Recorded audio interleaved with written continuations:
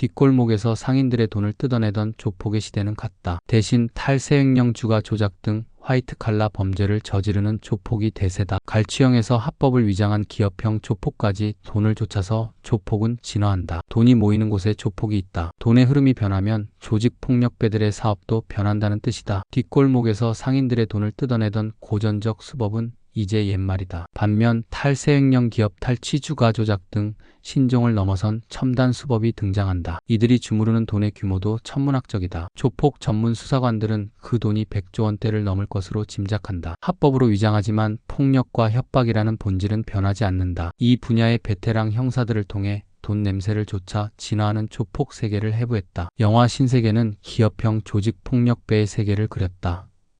번듯한 대기업의 허울을 갖춘 폭력 조직 골드문 그룹의 기업 운영권을 둘러싼 이권 다툼이 기본 플롯이다. 골드문은 폭력 조직이지만 겉으로는 건설, 유통, 엔터테인먼트, 제2금융권 등을 계열사로 거느린 거대 그룹이다. 조직원들은 말끔한 슈트 정장을 차려입고 외국어를 자유자재로 구사한다. 사업 지식을 갖추고 변호사를 대동하는 등 사업가로 위장한다. 그러나 이권을 쟁탈하기 위해선 잔인한 칼부림은 물론 각종 불법 행위도 마다하지 않는다. 영화 속 지능화된 조폭의 모습이 현실과 다르지 않다는 게 검찰의 판단이다. 신세계 조폭은 국내 조폭 흐름에서 3세대 조폭으로 분류된다. 3세대 조폭은 합법 위장 기업형 조폭이다. 검찰에 검거된 고 범서방파, 두목, 김태촌의 양아들 김씨의 사례는 신세계 조폭의 전형을 보여준다. 김씨가 S사 인수를 위해 사용한 수법은 무자본 인수합병이다. 기업 주식을 담보로 사채업자에게 돈을 빌린 뒤 최대주주에게 인수대금을 주고 경영권을 넘겨받는 방식이다. 김씨는 인수한 S사에서 209억 원 상당의 양도성 예금 증서를 빼돌려 회사 인수대금으로 빌린 사채를 갚았다. 영업이익률 30%짜리 알짜 회사였던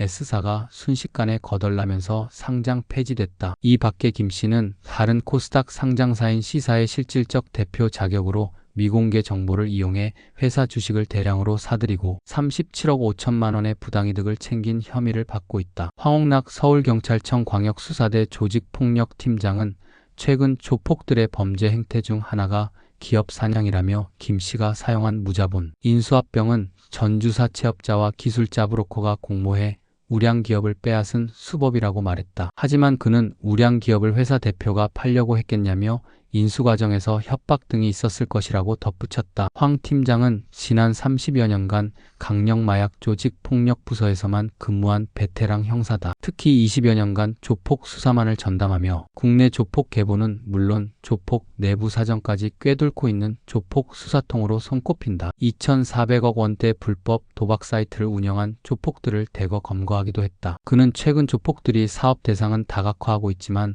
사업 방식에서는 별다른 변화가 없다고 분석한다. 조폭들은 상장회사를 인수한 뒤 소위 알 빼먹기로 회사 자금을 횡령하고 주가 조작으로 수백억 원대의 부당 이득을 챙기는 수법을 주로 사용한다. 그런데 알 빼먹기는 예전부터 사용되던 방식이다. 예를 들어 과거 유흥업소를 빼앗을 때 일정 금액의 돈을 빌려준다. 일정 기간 배당금만 받아 챙기지만 장사가 잘 되면 업주에게 최초 투자금을 주면서 쫓아내고 업소를 빼앗는다. 장사가 안 될 경우라도 걱정은 없다. 빌려준 돈에 고리에 이자율을 붙여 돈을 받아낸다. 이 과정에서 폭력이나 협박을 일삼는다. 회사를 강취할 때도 마찬가지 수법을 사용하는 셈이다. 어떤 대상이든 돈은 절대 잃지 않는다는 게 그들의 철칙이다. 황옥락 서울경찰청 조폭팀장은 최근 조폭이 합법을 위장하지만 폭력과 협박이라는 조폭의 본질은 변하지 않는다고 말했다. 실제로 대구의 한 폭력 조직 두목은 상장사 A사 대표와 간부 등과 공모해 주식대금 84억 원을 가장 납입한 후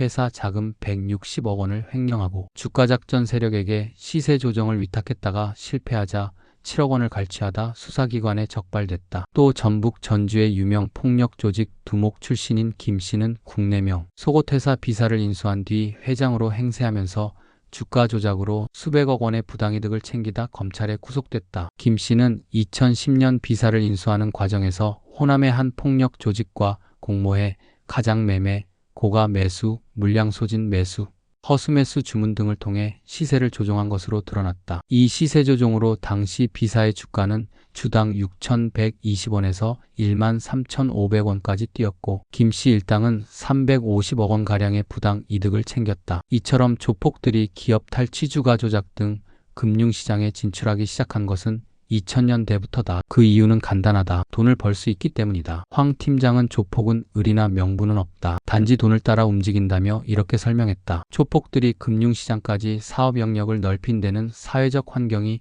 자양분 역할을 했다고도 볼 수 있다. 2000년대 초반 금융시장 활성화, 부동산 폭등, 벤처 투자 열풍 등으로 기업, 인수합병, 주가 조작 등에서 막대한 이익을 거둘 수 있었다. 당시 지방 조폭들도 서울 등 수도권으로 많이 올라왔는데 먹거리가 많았기 때문이다. 모든 금융산업이 서울에 집중돼 있지 않나. 기술자나 전주를 구하기도 지방보다는 서울의 여건이 좋았을 것이다. 그렇다면 현재 활동 중인 조폭 가운데 신세계 조폭으로 분류할 수 있는 조폭은 얼마나 될까? 검찰에 따르면 국내 폭력 조직은 사업 유형에 따라 크게 세 가지로 분류한다. 룸살롱, 오락실 등 유흥업소를 운영하고 자릿세를 뜯어내는 1세대 갈취형과 부동산 재개발 재건축, 현장 등의 이권에 개입하는 2세대 혼합형, 3세대 합법 위장 기업형이 그것이다. 김영철 부산경찰청 조폭팀장은 현재는 2세대에서 3세대로 넘어가는 과도기라고 분석했다. 김 팀장은 부산경찰청의 강력수사대가 출범한 1997년부터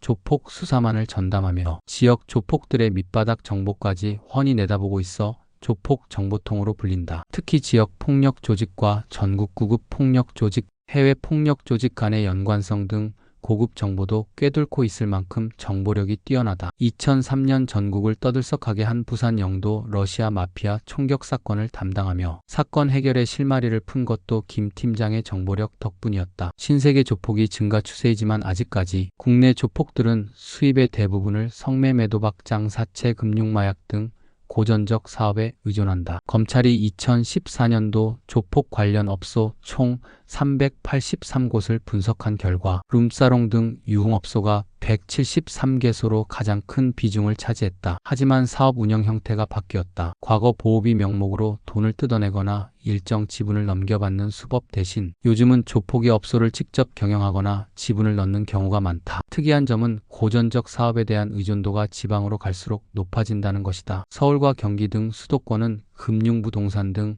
다양한 사업을 할 수 있는 환경이 조성돼 있는 반면 부산 등 지방은 사업 여건이 열악하기 때문이라고 김 팀장은 예상한다. 부산은 제2의 도시지만 서울과 경기 등에 비해 조폭들이 먹고 살기 어렵다. 유흥업소나 도박, 성매매 등 고전적 사업에 올인하는 이유다. 그렇다고 과거처럼 조직 간 전쟁이 벌어지는 경우는 없다고 한다. 그 이유에 대해 김 팀장은 학습 효과 때문이라고 단언한다. 과거 범죄와의 전쟁 당시 전국 구급 조직들이 와해되는 것을 경험했다는 의미였다. 조폭들은 고전적 분야에서 자금 조달에 나서고 있지만 예전처럼 회칼을 휘두르며 나와바리 활동구역 싸움을 하는 경우는 드물어졌다. 경제 규모가 커졌고 과거 전국구 패밀리가 공권력에 의해 강제 해체되는 것을 지켜본 결과 튀면 죽는다는 사실을 터득했기 때문이다. 또한 수사기관의 감시를 따돌리기 위해 직접 나서지 않고 바지사장을 내세우거나 지분을 넣는 방식을 선호한다. 불법 사행산업, 사채 등도 조폭들이 선호하는 사업이다. 현대경제연구원에 따르면